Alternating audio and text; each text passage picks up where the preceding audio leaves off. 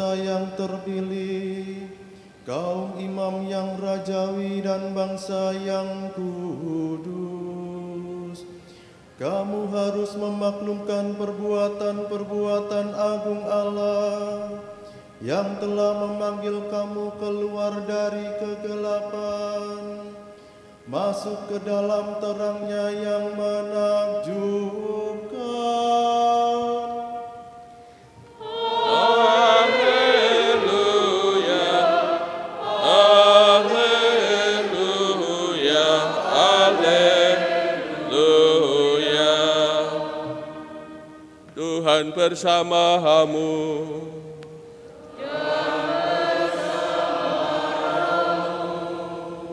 Inilah Injil suci menurut Matius.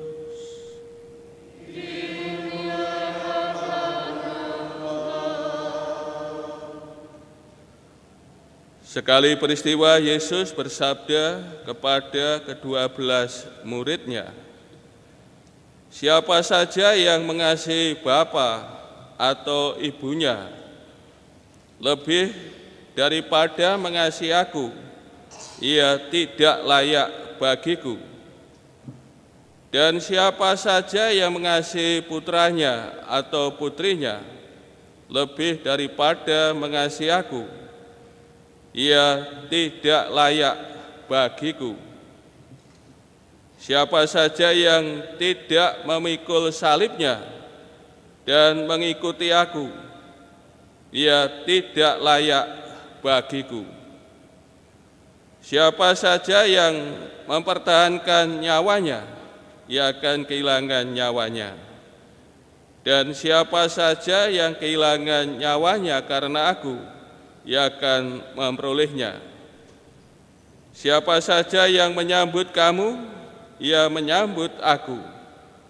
Dan siapa saja yang menyambut aku, ia menyambut Dia yang mengutus aku. Siapa saja yang menyambut seorang nabi sebagai nabi, ia akan menerima upah nabi. Dan siapa saja yang menyambut seorang benar sebagai orang benar, ia akan menerima upah orang benar. Siapa saja yang memberi air sejuk secangkir saja kepada salah seorang yang kecil ini, karena ia muridku, sesungguhnya aku berkata kepadamu, ia tidak akan kehilangan upahnya." Demikianlah sabda Tuhan.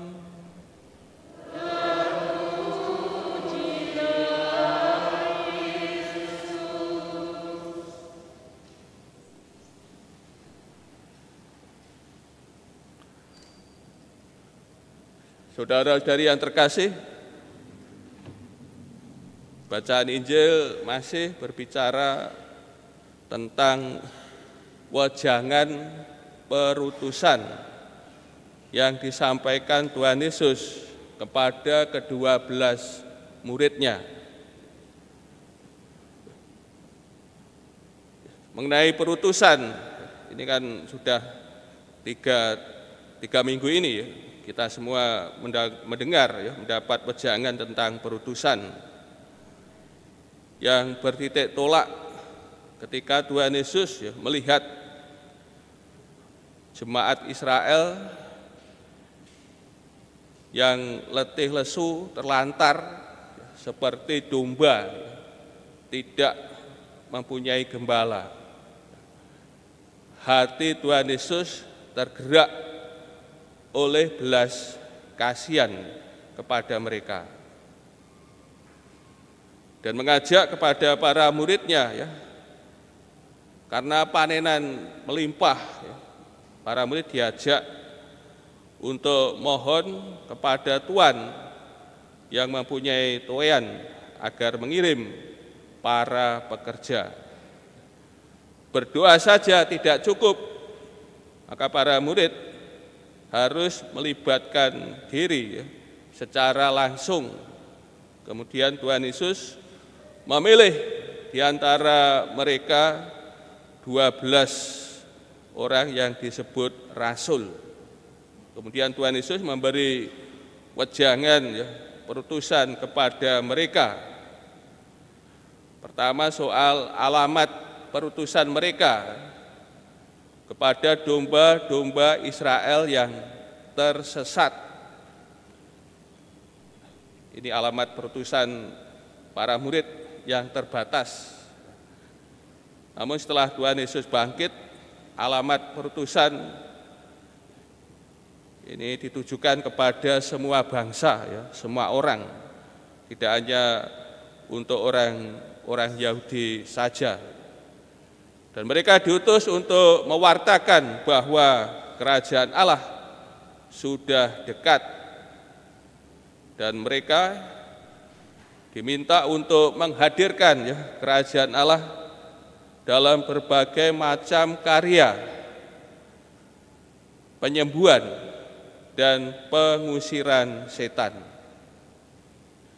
Dan para murid yang menerima pengajaran dari Tuhan Yesus berupa perumpamaan-perumpamaan, pengajaran yang lingkupnya terbatas.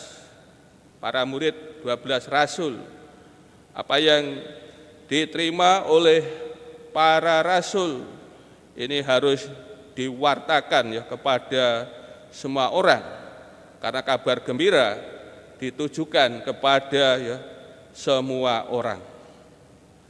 Dan mereka harus menempatkan diri secara benar soal ketakutan. Karena dalam menghadapi perutusan mereka akan berhadapan dengan berbagai macam kesulitan dan tantangan. Dan para murid diajak hanya takut kepada Allah yang dapat membinasakan baik jiwa maupun badan ke neraka. Dan 12 murid diajak untuk belajar dari hikmat alam mengenai burung pipit yang tidak ada harganya, dipelihara diopeni oleh Allah. Apalagi para murid, para utusan Yesus, sebagaimana digambarkan bahwa rambut kepala mereka dapat dihitung oleh Allah. Ini mau mengatakan betapa besar perhatian Allah kepada para murid. Dan para utusan ini diharapkan tidak menyangkal Yesus, senantiasa mengakui Yesus di depan manusia. Saudara hadirin kasih, dan bacaan Injil yang kita dengar pada minggu biasa ke-13 ini merupakan bagian penutup dari wejangan Tuhan Yesus kepada 12 muridnya. Dan kita mendengar dari Injil Matius. Dan Injil Matius ini bahasanya memperhalus dari Injil Lukas mengenai tuntutan kemuritan. Kalau Lukas kalau tidak membenci bapaknya, ibunya, anak-anaknya, bahkan nyawanya sendiri, ini tidak pantas bagi Tuhan Yesus. Kita mendengar Injil Matius ini bahasanya bahasa yang lugas dalam Lukas ini diperhalus. Siapa saja yang mengasihi bapa atau ibunya lebih daripada mengasihi aku, ia tidak layak bagiku. Dan siapa saja yang mengasihi putranya atau putrinya lebih daripada mengasihi aku, ia tidak layak bagiku. Maka di sini mau dikatakan seorang utusan harus mengasihi Tuhan Yesus di atas segala-galanya. Ada totalitas kasih utusan kepada Tuhan Yesus, menomorsatukan Tuhan Yesus dan Injilnya, bahkan mengenai dirinya sendiri ini. Siapa saja yang tidak memikul salibnya dan mengikut aku, ia tidak layak bagiku. Ini menempatkan ya, Tuhan Yesus di atas segala-galanya, ya, bahkan terhadap dirinya sendiri, ya, hidupnya sendiri. Utusan yang dapat menyangkal diri dengan serah diri yang demikian, ya, di hadapan Tuhan Yesus akan memperoleh hidup.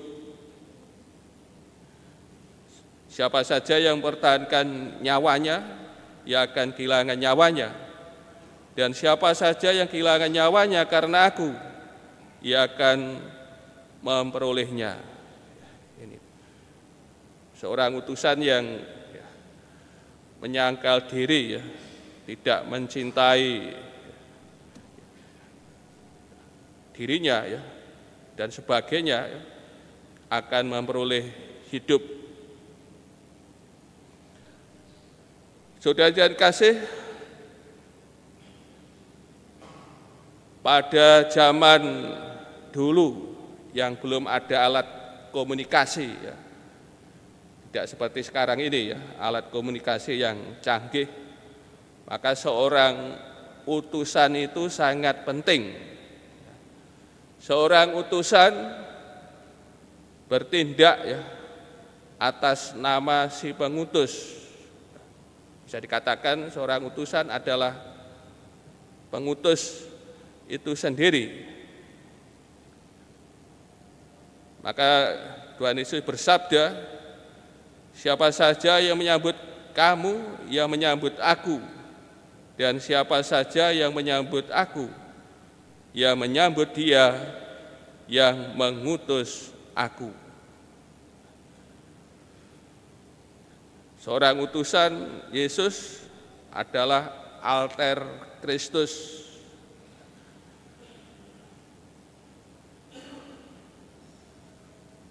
Saudara-saudari yang terkasih, dan mereka yang menerima utusan, ya, akan menerima upah sebagaimana ditegaskan oleh Tuhan Yesus sendiri. Siapa saja yang memberi air sejuk secangkir saja kepada salah seorang yang kecil ini, karena ia muridku, sesungguhnya aku berkata kepadamu, ia tidak akan kehilangan upahnya.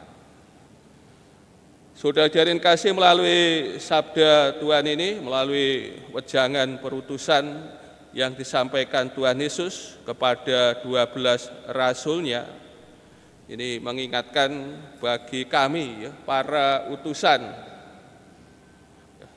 memberi motivasi dan harus menempatkan diri dan menempatkan Tuhan Yesus dan Injilnya, ya, di atas segala-galanya. Maka sabda Tuhan ini selalu, ya, memberi motivasi, ya, kepada kami para utusan yang telah, ya, dipanggil secara khusus, ya, untuk mengikuti Tuhan. Maka prioritas hanya untuk Tuhan Yesus dan pemberitaan sabdanya. Di samping memberi motivasi, ya, kepada para utusan, juga sabda ini juga memberi motivasi, ya, kepada jemaat, ya, kepada umat sekalian untuk ikut serta berpartisipasi, ya, dalam karya perutusan dengan menyambut pemberitaan warta yang disampaikan oleh para utusan, ya, Tuhan Yesus, dan mendukung karya para utusan. Ini bentuk partisipasi ya, umat terhadap para utusan Tuhan Yesus ini menerima warta sabda Allah, warta Tuhan Yesus Kristus sendiri, kabar gembira ini harus senantiasa diterima ya oleh umat Allah dan juga senantiasa ya memberi dukungan, sokongan ya bagi para pewarta. Dan tentu umat Allah ini kan sudah dengan jelas ya, setiap hari kan ngirim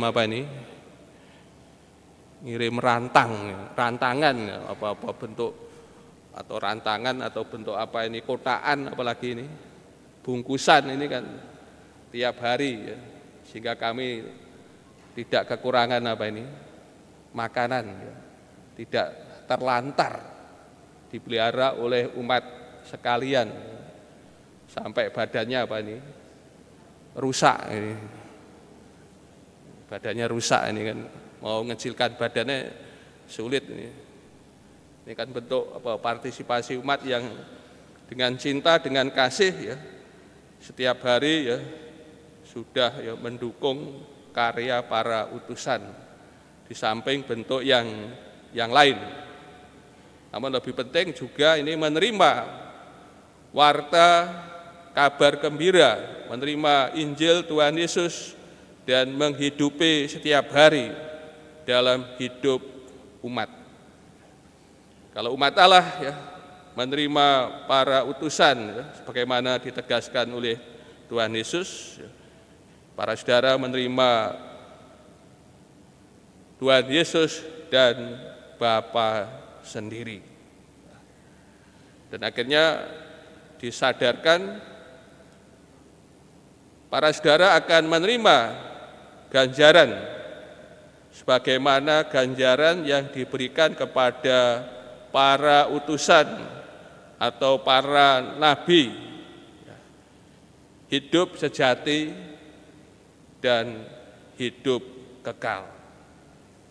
Kami para utusan tentu ya sebagaimana sabda perutusan ya akan menerima 100 kali lipat apa yang ditinggalkan, dan terlebih pada akhir zaman ya akan menerima hidup yang kekal dari Tuhan. Ini yang memberi motivasi ya bagi kami ya, untuk senantiasa menanggapi panggilan Tuhan. Maka para saudara juga akan menerima ganjaran yang sama, yaitu menerima hidup yang kekal dan sejati ya, dari Tuhan. Sabda Tuhan, wejangan perutusan yang kita dengar ini memotivasi bagi kita para murid Tuhan agar senantiasa ya dengan sungguh-sungguh dengan dalam perjuangan untuk mengikuti Tuhan Yesus, bahwa Dialah ya hidup kekal dan keselamatan abadi.